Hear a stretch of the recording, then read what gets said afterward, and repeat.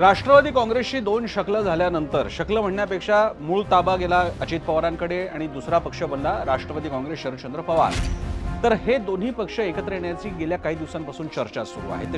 तसे फिलर सुद्धा पाठवण्यात येत आहेत। शरद पवार सांगतात की हा विषय बाकीचं नेतृत्व ठरवतील।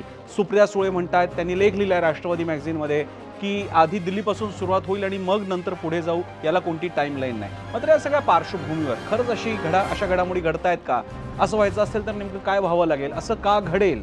आणि असं घडण्याच्या पेक्षा सुद्धा मुळात हे दोन पक्ष मनाने नेहमीच एक होते का? असे अनेक मुद्दे। आणि याच पार्श्वभूमीवर आज पुण्यामध्ये दोन्ही अधिवेशनं झाली दोन्ही पक्षांची आणि त्यानंतर ही चर्चा आता जोर धरू लागलेली की दोन्ही पक्ष एकत्र येतील का?